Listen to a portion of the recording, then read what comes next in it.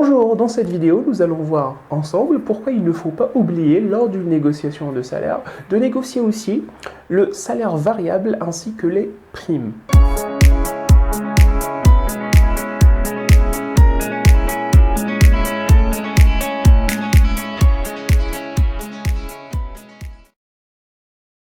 Sachez qu'en général, un employeur se montre beaucoup plus flexible concernant la négociation du salaire variable et les primes que la négociation du salaire de base. Savez-vous pourquoi?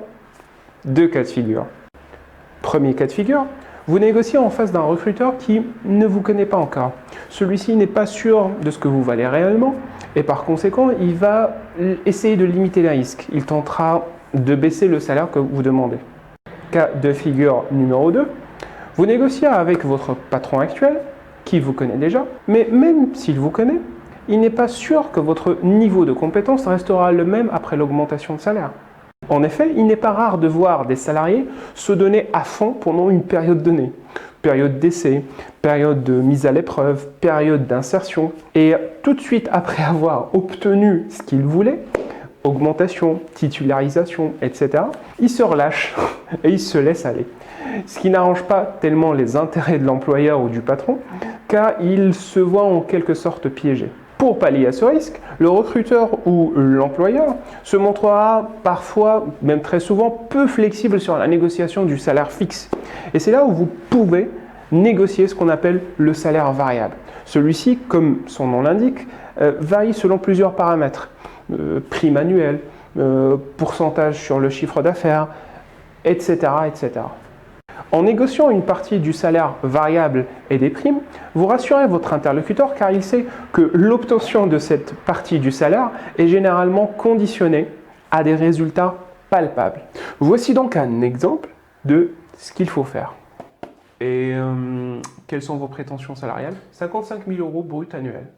Malheureusement, notre enveloppe budgétaire ne nous permet pas de vous payer un tel salaire. Seriez-vous d'accord pour faire un effort à ce niveau-là?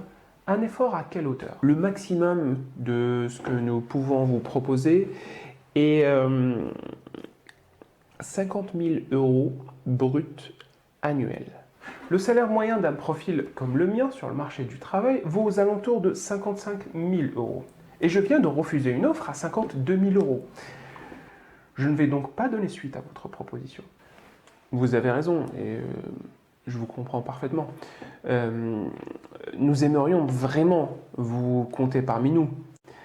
Mais comme notre entreprise manque de moyens en ce moment, notre enveloppe budgétaire pour ce poste se trouve malheureusement impactée.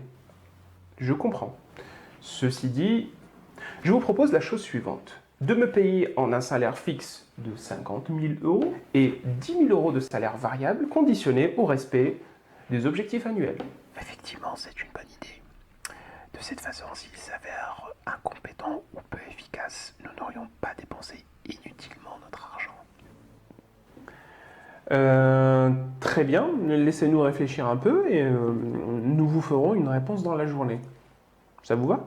Très bien. Attention, quand vous négociez une partie de votre salaire en variable ou quand vous négociez par exemple des primes, faites très attention aux conditions d'obtention. Plus les conditions d'obtention seront floues, plus votre employeur pourra ultérieurement, s'il veut faire preuve de mauvaise foi, les interpréter à sa guise et vous faire patienter.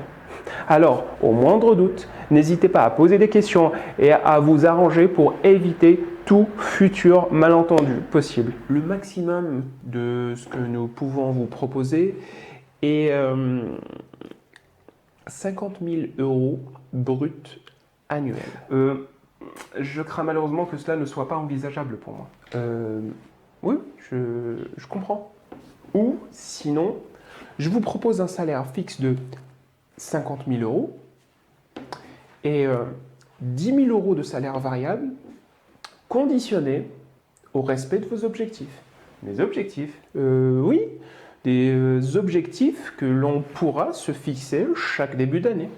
Comme par exemple, je ne sais pas encore, à voir. Sa proposition n'est pas très claire. Il risque de me mettre des objectifs hors atteinte afin que je ne puisse jamais toucher le variable. Je ne suis pas contre l'idée. Maintenant, sans plus de précision de votre part concernant les objectifs à atteindre et les conditions d'obtention du salaire variable, je ne peux m'engager à vous donner une réponse. En revanche, si on arrive à se mettre d'accord, vous et moi, contractuellement parlant, sur les objectifs attendus pour, disons, au moins les 2 premières années, alors j'accepterai votre proposition. Merci d'avoir suivi la vidéo et n'oubliez pas de mettre en pratique le ou les conseils qui vous ont semblé les plus pertinents.